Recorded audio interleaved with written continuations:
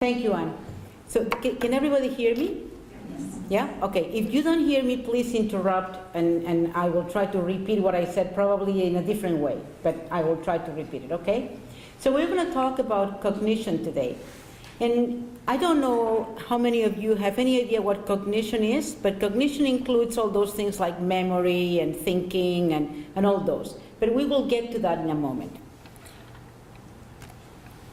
This is our population by 2021 in Ontario. We will be about more than 3 million people over the age of 65 and more than 4 million people over the age of 60 in 2021. So we are lots of us. Don't feel shy and don't feel alone. What are the brain components? The brain is a structure that is up here, for somebody's up here, that has different types of cells and different types of substances. The most important cells of the brain are the neurons, and those are the special cells that do all the functions of the brain. Now, the neurons communicate between themselves, and to do that communication, they do it through the use of a specific neurotransmitter. Each one has a specific neurotransmitter. There are several neurotransmitters, but those substances are secreted by the cells, and then they connect into the next cell, so that is how the connections are being made. Then you have something called nerve growth factors, including BDNF, and BDNF is the brain-derived neurotrophic factor. And remember that BDNF because it's very important, we will see it through the presentation later on today, okay?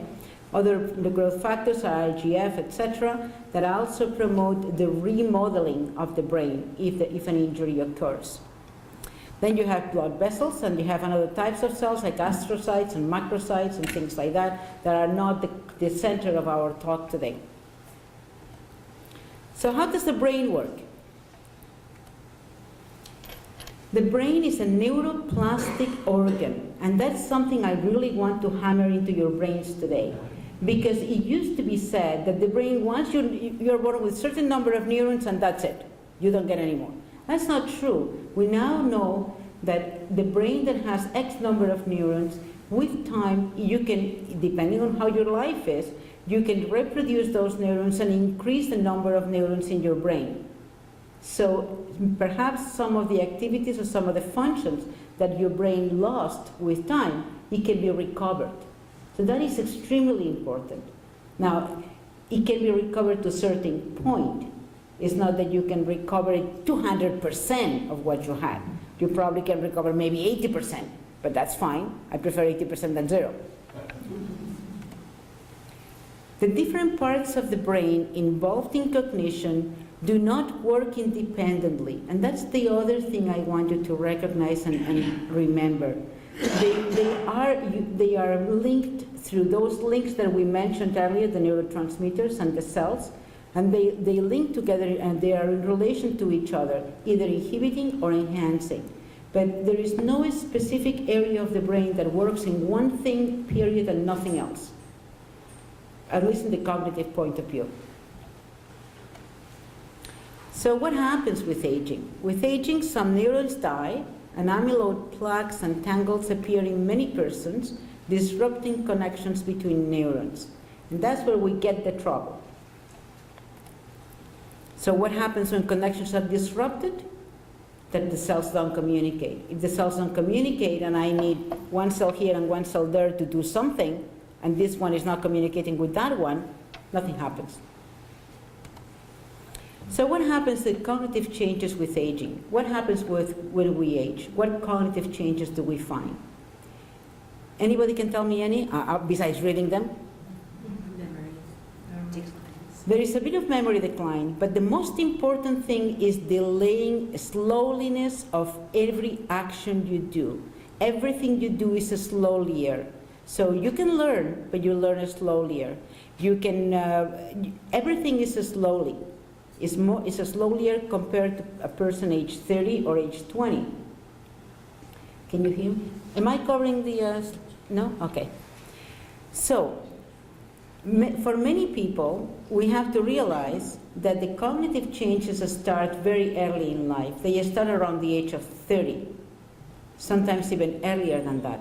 So the maximum memory, unless you do something for your memory, the maximum memory is going to be around your age of 28 or 29. That's a long time ago, folks, at least for me. What is considered normal at 20 years old is not normal at 70. And what is normal at 70 is not normal at 20. But we keep on doing research and saying normal is what happens at 20, 25 years old. No, that's not true. That's normal for a 20, 25, but not normal for a 70 or 80 or 90. So I think it's time that we start recognizing that the changes are within the normal range and that we need to understand those as normal patterns. The dementia prevalence is very high. It's about 45% among people aged 85 or older. That's very high. It is at times difficult to differentiate between normal cognitive function and abnormal cognitive function. Yes? Could you define dementia? I will. Because you're too fast for me. So what cognitive functions are we talking about? We're talking about cognitive functions such as memory, attention, initiation, orientation, calculation, visual spatial executive, all those cognitive functions. The common ones that you need every day for functioning, essentially, and also language. So the normal cognitive decline that occurs with aging involves slower processing speed, here, slower learning curve, slower reaction time, and decreased or slower working memory and frontal functions, but there is maintenance of vocabulary. I don't know if you ever read any papers on seniors compared to younger populations. Seniors have way better vocabulary than younger population. And not just because, it is true, and not just because they use lingo or they use slang, it's because we use more vocabulary. And we have better vocabulary than they do. One thing that we have better. And this is just a graph of saccadic eye movements experiment that we did some years ago, where, as you can see, is from age 50 to age 85, this is prosaccade and antisaccade. And antisaccade is a voluntary saccade of the eye, which means a voluntary movement of the eye. If the light appears on your right, you're supposed to look at the left, opposite to the light, okay? So it's voluntary. So as you can see, by age, this is when the saccade, the movement of the eye starts. By age, it starts later. In here, that's the peak for 80 to 85. Whereas for 65 to 69 is much earlier. And for 60 to 64 is also earlier. So this is just to show that indeed what happens is a slowness of all actions. And that's it. It's not that you cannot do it, it's that you are going to be slower. So within the changes of aging, there are normal and there are also pathological changes of aging. One of the pathological changes of aging is called mild cognitive impairment. And mild cognitive impairment involves the impairment of one of the cognitive domains, one of the abilities, for instance, memory. But this abnormality does not impact on everyday function. So the person is still able to remember to bring a notebook and take notes of everything she's going to say. And therefore, there's no problem with that memory problem. Now, if it is a memory problem only, it's called amnestic mild cognitive impairment. If there are multiple domains, could also be, there are multiple domains affected, then it's multiple domain mild cognitive impairment. But the key for mild cognitive impairment is that there is no influence of that cognitive decline onto the patient's function in everyday life. That's the key. Whereas dementia, which is what you were asking earlier, in dementia you have to have at least 2 cognitive domains that are abnormal, at least 2, and those cognitive domains that are abnormal affect the function of everyday life. Like, for instance, the person may have difficulties driving, even though they don't recognize it, but they have difficulties driving, they have difficulties balancing the books, they have difficulties writing a check, they have difficulties maintaining their finances, or paying their bills, or cooking, or doing the shopping, or whatever it is. So those instrumental activities of daily living are the first one being affected. And they are affected before what we call basic instruments of activities of daily living, which are the getting up in the morning, going to the toilet, etc. The very basic ones, the walking to the bathroom. Okay? There are many types of dementia, and those types include the Alzheimer's disease, vascular dementia, Lewy body, LBD is Lewy body, etc. There are many types of dementia. Alzheimer's disease is one type of dementia, not more than that, just one. So this is a little table where I just depict the normal, the MCI, and the dementia with the differences in all three of them. In cognition, normal aging shows slower than younger. In MCI, there is one abnormal domain. In dementia, there are at least two abnormal domains or more. The activities of daily living are normal for normal aging, not affected in MCI, but they are affected in dementia.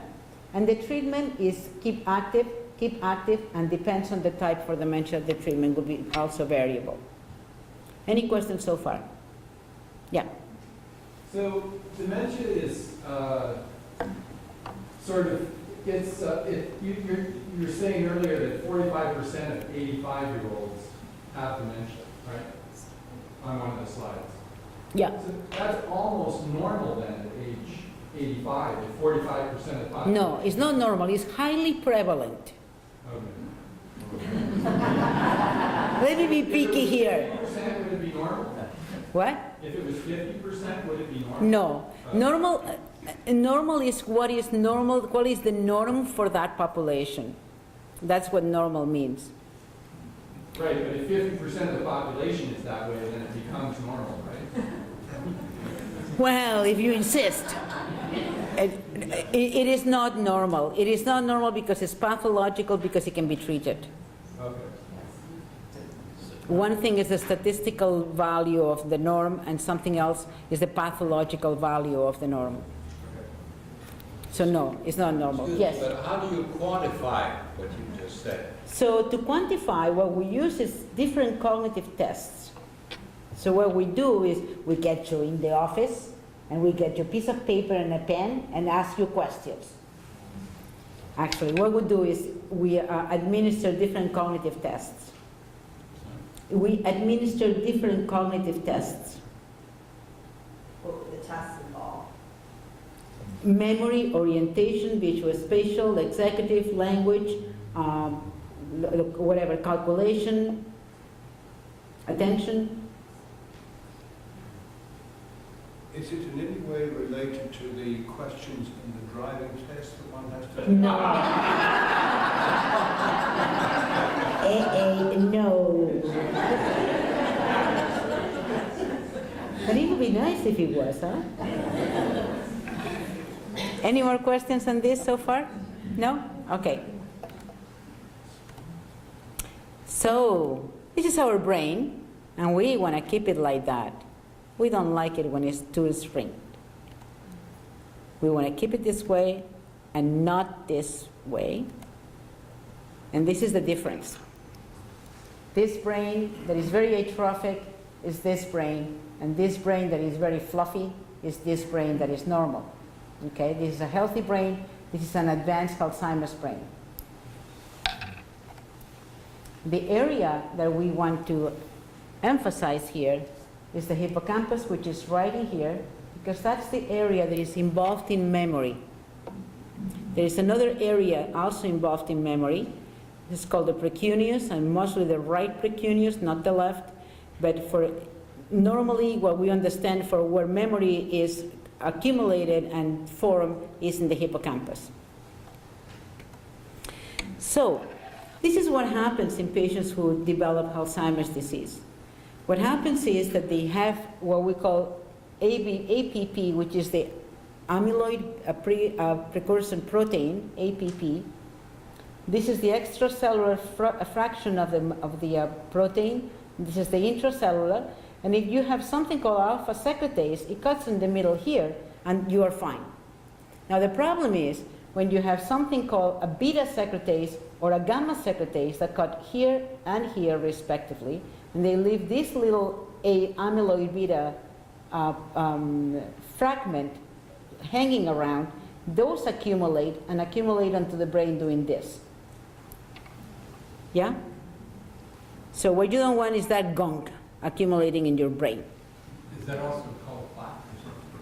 That's the plaques, that's the amyloid plaques. That's right. And then when the amyloid plaques start to accumulate, then what happens is that there is another protein inside the neurons that we talked earlier in the brain. So the neurons have a protein called tau, and this tau hyperphosphorylates, so it accumulates a lot of phosphate.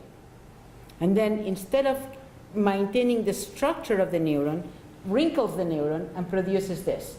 So you see here all the accumulation of the wrinkled tau protein, whereas in here is just a very nicely structured and linear form.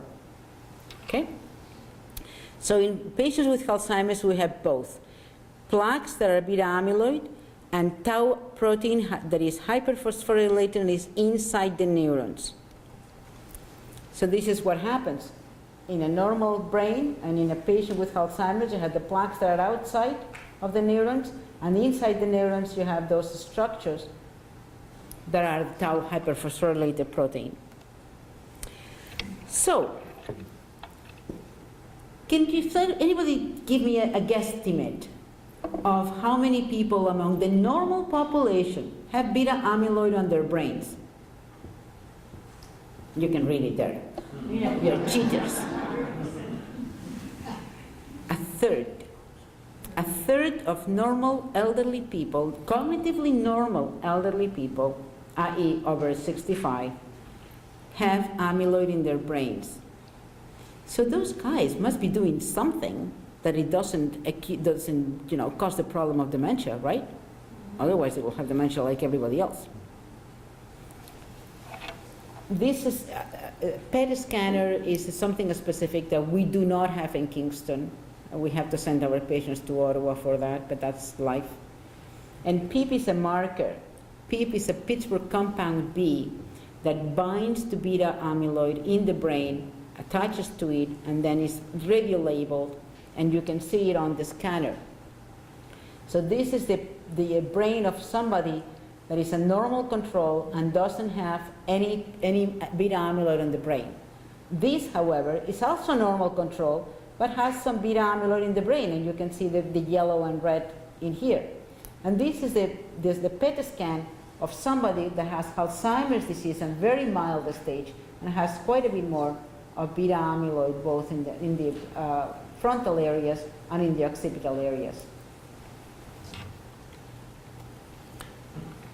And the difference in between an MRI and an fMRI is the function. So an MRI looks at the structure of the brain, whereas an fMRI looks at the function of the brain, if there is any function of the brain, because some people don't have any function of the brain. There is something in the brain called the default mode network, and it's a beautiful concept. Have you ever found yourself not doing anything, not really specifically thinking of anything, but thinking of something? Have you? Well, that happens to you absolutely constantly. When you are aware of it and when you are not aware of it. What happens is that the default mode network is acting and is working when you are not doing anything specifically.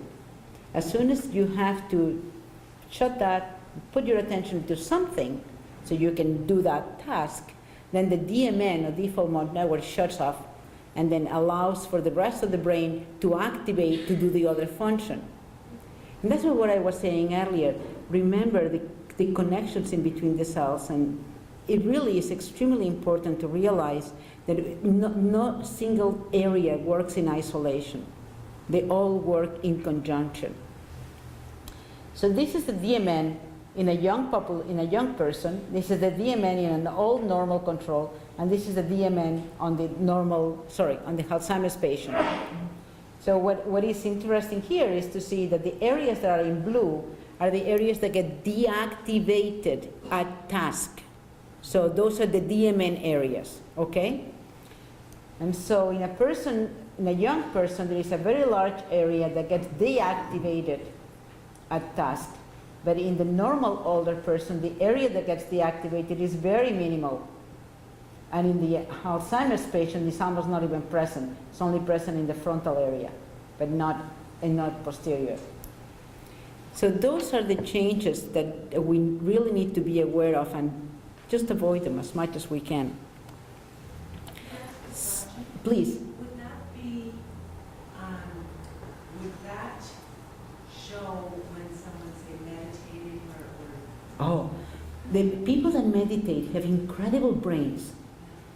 It does. The DMN is active during meditation. There's no question about that. And people that, I don't know if you heard of a study that was done, I think in London, Ontario. I'm not sure about the London, Ontario, but anyway, a study that was done somewhere with people that are master meditators. And they just had a fantastic response. And the DMN was just completely active and could shut off at will. Absolutely at will. And those were people aged 90, 80. So how can we attempt to maintain healthy neurons and stimulate BDNF? The BDNF is the brain-derived neurotrophic factor that we mentioned earlier. Factors that affect cognitive function, age and gender. And I'm not a sexist person, but women have better verbal memory than men. We all know that, right? It's true, and it is true. There is a test we administer that is verbal memory, and we have when we score it, we have to analyze if it is a man besides the age and years of education and all those things. If it's a man or a woman, because women are so much better than men. We talk like forever. The other thing that is important for cognitive function is years of education. Years of education seem to be protecting. So the more years of education you have on you, the more protection your brain has. Excuse me? Please. I don't quite agree with what you're saying, because the more education, the more information you have in your brain, and percentage-wise, the more you lose, and you notice it more. But that doesn't mean you're not capable of doing other things. Oh, I got you there. No, it is true. The more information you have in your brain, the more you want to conserve and the more you're going to forget. There is no question about that. However, you also have developed the tools to maintain and do other things without having to resort to the memory all the time. Right? Like writing a note. Automatic action. Well, yes. Yes. Yes. Does it matter at what age you get your years of education? It does and it doesn't. So what you're doing today is good.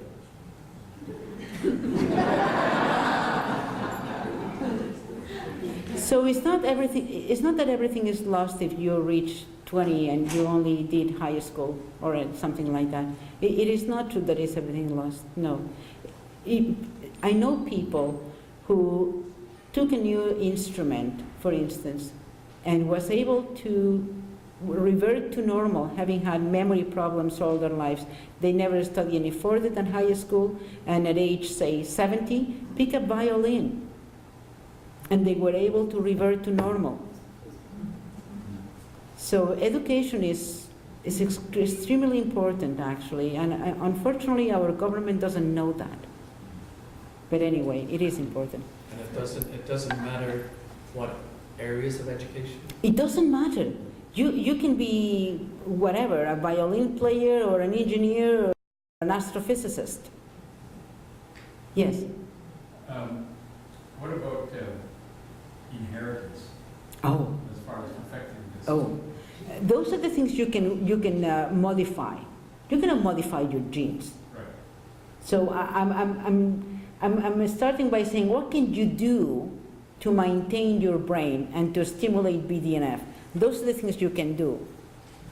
If you have gene A or gene B that are, the genes for Alzheimer's, tough luck. Really, there is not much you can do about it. Because on top of that, for those genes, the penetrance is so high that you are very likely to get it. at least for the early onset Alzheimer's, not the late onset Alzheimer's. Yes, What about repeated traumas, brain trauma? that is also coming.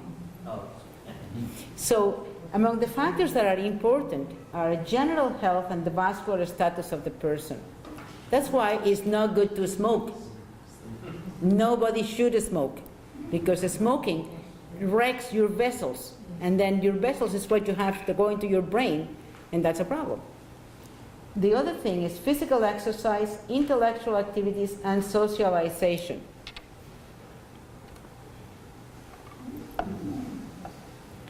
The advantage of dancing is that it includes all three factors that you can influence. Includes physical activity, includes socialization, and includes intellectual activity, because unless you use some intellectual activity, your partner is going to say, you're stepping on me too often. So that's why it includes all of them. You can also do Tai Chi. Tai Chi, it also includes physical, intellectual, and socialization.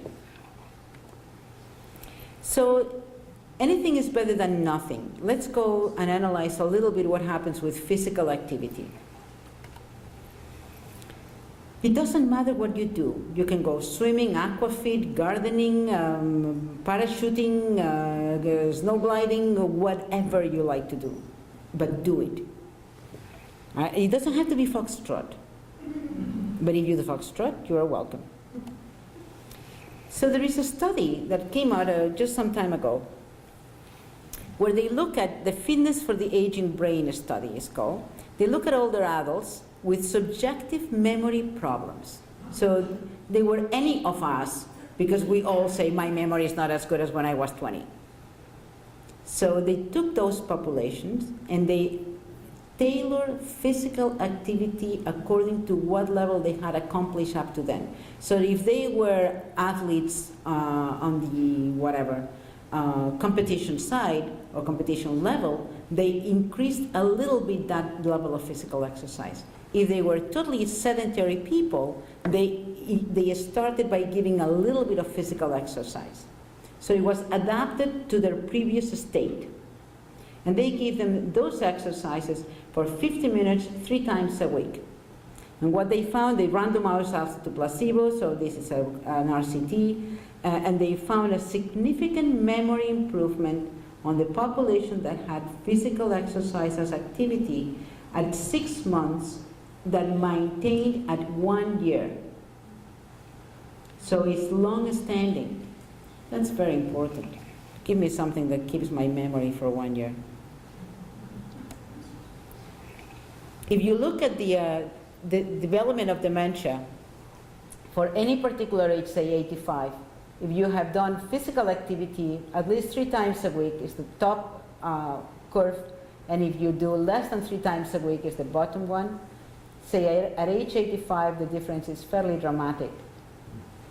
And this is dementia-free patients. So there are fewer dementia-free patients if you don't do physical exercise than if you do physical exercise, as expected. Now, there is something that we need to be aware of. Regardless if we are smokers or not, if we ever smoke or not, our vessels are going to be a little bit touchy when we get older. That means that they are not functioning as well as when we were 20 or 30 or 15 or 40. So even in the presence of what we call white matter abnormalities, which is the presence of abnormalities of the vessels of the brain, even on those particular circumstances, if you do physical activity, your cognitive function is going to do better than if you don't do physical activity. So in this slide, you have people with white matter abnormalities, white matter lesions in this line, and people without white matter lesions in this line, or very low white matter lesions in this line. If they have physical activity that is very low, their executive function Z-score, which is the score we measure, is at this range. Whereas if they do physical activity high, that is the range. So, and the improvement occurs for both the people with white matter abnormalities and the people without white matter abnormalities. So this is in spite of things that have happened to our bodies 40 years ago or 30 years ago, okay? The relationship between physical activity and tau protein and the interleukin-8 factor that we mentioned earlier is as follows. Tau protein is that protein that hyperphosphorylates. You find it increased, in the levels of tau phosphorylated are increased in patients with Alzheimer's disease in the CSF. And the CSF is the fluid that surrounds the brain, okay? So you get a spinal tap and you get a bit of fluid from there, and you can measure tau and can measure also beta amyloid. So tau is increased, beta amyloid is decreased because it's accumulated in the brain, okay? And both, with physical exercise, the tau protein is lower with physical exercise than without physical exercise, and the same thing for the interleukin-8. And the relation between interleukin-8 and tau is reversed. Any questions about this? What I'm trying to say with this is that you can actually overcome the problems and reverse the problems by simply doing physical exercise. Now you have to do a bit more than what you were doing yesterday. Yes?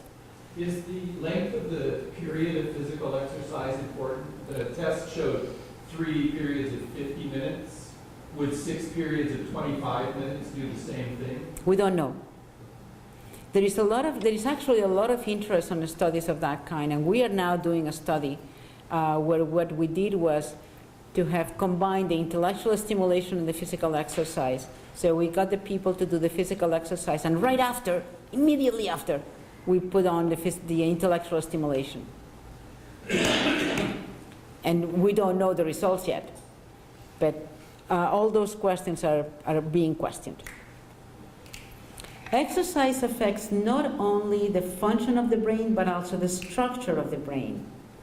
So people that are exercising have larger brains, i.e. less atrophic brains, and not only the gray matter is larger, but also the white matter is larger. So here you see the yellow areas that are white matter, that is significantly different in between people that exercise and people that don't exercise, and the blue areas that are of gray matter that are also larger in people that exercise compared to people that don't exercise. The effects of stress on the brain are dramatic, and I think we all know once we had a very bad time of something or another that happened to us, don't talk to me about anything else because you have enough, right? I'm going to show you a slide in rats. This is the hippocampus in rats. And you remember I mentioned earlier about the hippocampus? So this is the rat hippocampus. The top one is a rat that has been exercising. And the bottom one is a rat that is not exercising.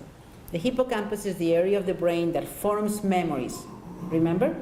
Okay. So what this labeling is the labeling for BDNF, the brain-derived neurotrophic growth factor. And so the animal that exercises has a lot of BDNF in the hippocampus, whereas the animal that doesn't exercise doesn't have much BDNF in the hippocampus. Very similar things have been found in humans, but we don't go around chopping up the brains of people to see if they have BDNF in the hippocampus or not. We usually don't do that. Sometimes, but not always. If the stress, tapers off, let's say there's a long period of a lot of stress, and then it tapered off, would that part we talked about recuperate? Like, would it go back? With exercise, it recuperates even if it doesn't really taper off. Those animals were stressed, and with exercise, it improved. Whereas the bottom one was with stress without any exercise. So yes. There is another study on cognition and physical fitness in women, and I'm devoting a bit of time to this particular study because women tend to develop dementia more frequently than men. Maybe because men die earlier. I don't know. But Well, if you don't get one thing, you get the other, right? So in here, you have what happens with cognition and physical activity. As we age, and this is years of age, the scores in the cognitive function are declining. However, if you do physical exercise, the overall cognitive function increases. That's extremely important for women because women tend to be in the kitchen cooking and doing the dishes. And yes, that's important. It's important to cook, it's important to do the dishes, but doing the exercise is even more important.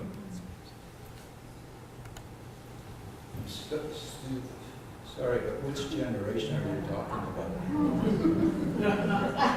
Things have changed. Are changing. So yeah, a bit of physical activity is good, a bit more than that though. Intellectual activities. Cognitive, yes. With the gender difference, is it related at all to the different prevalence of hormone? Different Prevalence of hormone on the brain? We don't know that. It has been investigated and studied right, left, and center, and we have not reached a conclusion. Or maybe women use their brain more during their active life, so it's more. I somehow don't think so. You're always a step ahead of me. That's true. You're not the only one. So what does cognitive training do? What does cognitive training do to our brains? What we know is that we can do cognitive training on a specific cognitive domains, for instance, attention or memory or orientation, or you can do general cognitive training. General cognitive training will be, for instance, play chess, and we will see something of that after. If you do a specific training in something, for instance, attention, you're going to improve attention, but you may not improve memory. If you do training for memory, you may improve memory, but you may not improve orientation. So if you have a deficit on a specific domain, just do that training for that particular domain. But don't forget that that's not the whole brain. That's only a domain, okay? So cognitive domains and cognitive training, what we have found is that people that are cognitively trained, like in here, all the graphs are cognitive trained versus non-cognitive trained. The gray are non-cognitively trained, the dark gray are cognitively trained. So for the auditory memory and attention, there was a significant difference in between the training and the non-training. The most important difference was in the processing speed, which is where we mentioned earlier that the problem with most elderly people is that they are slow, simply slow. So processing speed is highly significantly different on the training than in the non-trained person. So the most common problem among older people can be trained and can be overcome. That's one thing you have to realize. They're all trainable, but this one is the one that is more significant. Effects on attention. Attention can be divided in many different types. Simple attention, divided attention, selective attention, focused attention, you name it. So in here what we look is at the different types of attention. Divided attention for here, selective attention, auditory, and selective attention, visual. We did not find any difference on divided attention in between pre and post compared to the pre-control and post-control, but we did find significant differences on the selective attention auditory from pre to post and the selective attention visual from pre to post. So you can train that. And here is my beautiful chess game. If you don't play chess, go play chess. Start playing chess tomorrow or today. Or you can play pool. And the last of the aspects is socialization. Socialization is being polite, is beyond being polite with your neighbors. It's using those cognitive areas that you will not use if you just say hello to the neighbor. Can you see? I could. The interaction between people activates functions of the brain that are not used otherwise, and that's extremely important. And also, it is very important that increases your self-esteem and your sense of worth. So one of the things that I recommend to everybody that comes to my clinic is go and volunteer. Volunteer on whatever aspect you want, whatever it is that you like to do, but volunteer. Because there is nothing worse than feeling isolated, than feeling worthless, and then thinking that you are not there any longer, that people do not matter, they don't count on you. And there are so many things that people can do at age 20 and at age 90.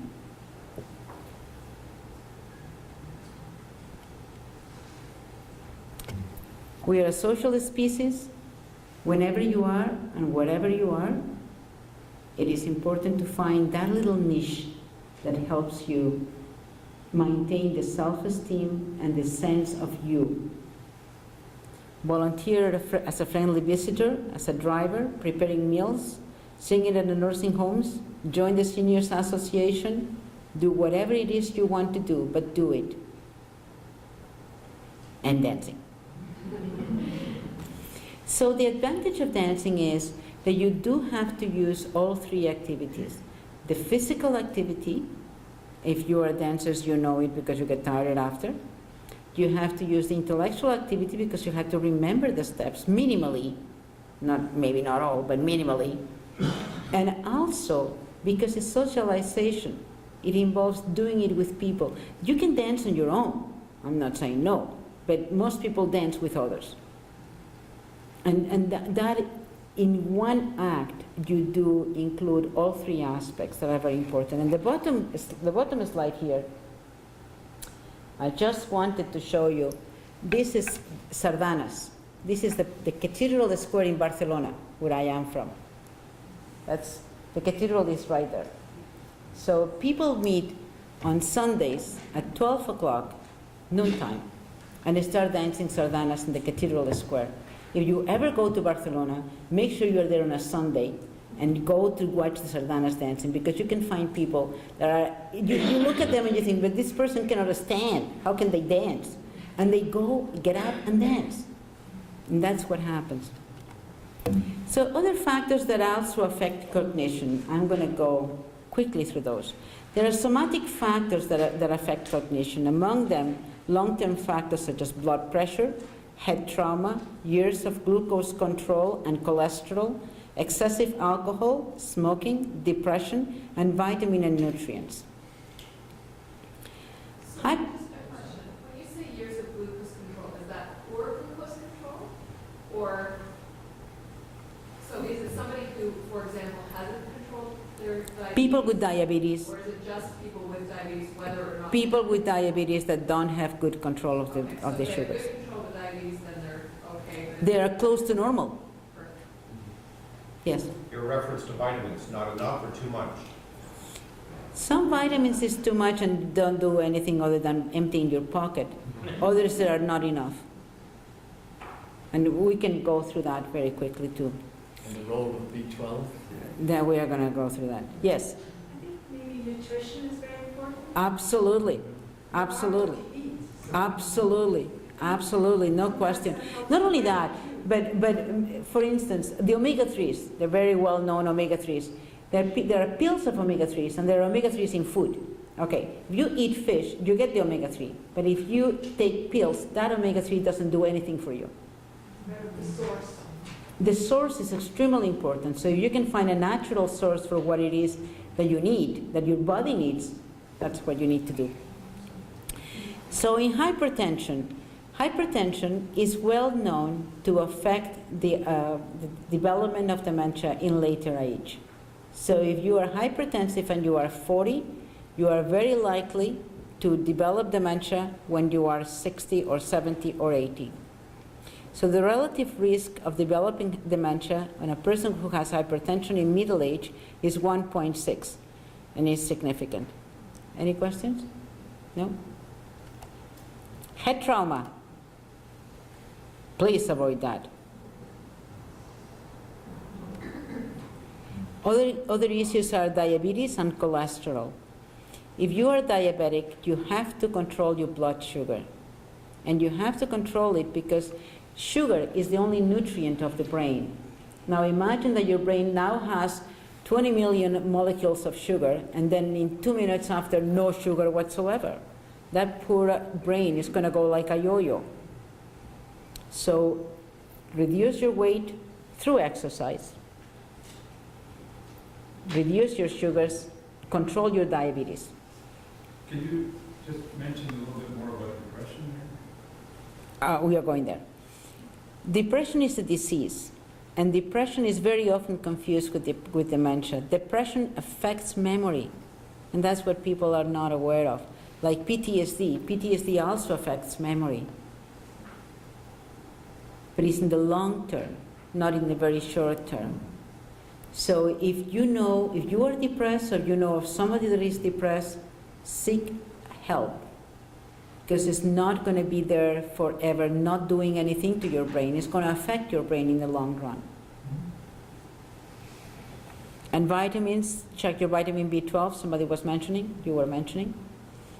Vitamin B12 is well known to affect the atrophy of the brain. Positively? No, negatively. So the higher the vitamin B12, the less the atrophy.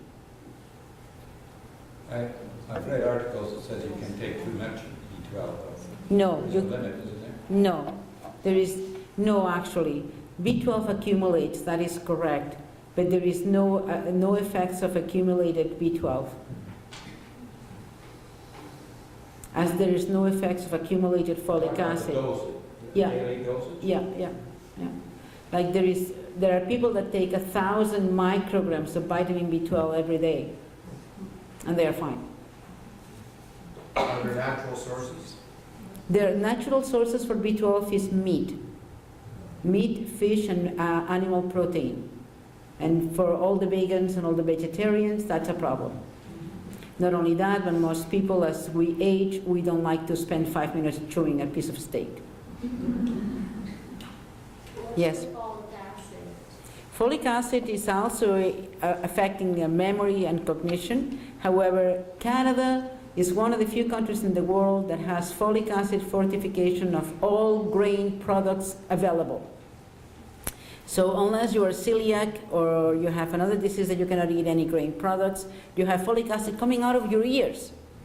We did a study some years ago, and we looked at the folic acid levels after fortification was initiated in Canada, actually in Kingston. The fortification was in Canada, but the study was done in Kingston. And what we found was that people had incredibly high levels of folic acid 7 years after folic acid levels had been already fortified. What about cholesterol? Cholesterol clogs the arteries. And so the problem of cholesterol is that it not only affects your coronaries, but it also affects the vessels in your brain. And everywhere in your body, actually. Does that mean that people who are taking Leptor and Crestor have a better chance of not developing? That's what the pharmaceutical companies want us to say. No, it has not been shown that people on cholesterol-lowering medications have less chances of developing dementia. Only that people with high cholesterol have higher chances of developing dementia. But the opposite is not the case. So Lipitor is not going to prevent you from dementia. Like to start conclusions. As the rest of the body, the brain ages with time. That's not news. Brain aging implies a slower cognitive function than younger adults. That's all. No more, no less. Even though dementia is very common among older people, it does not look like it is inevitable. Physical and mental exercise and socialization can help maintain normal cognitive function for many years. Eat well, laugh a lot, control basic and medical conditions like diabetes, depression, cholesterol, high blood pressure, low B12, be active, be involved, keep learning something new every day, and do never ever do this.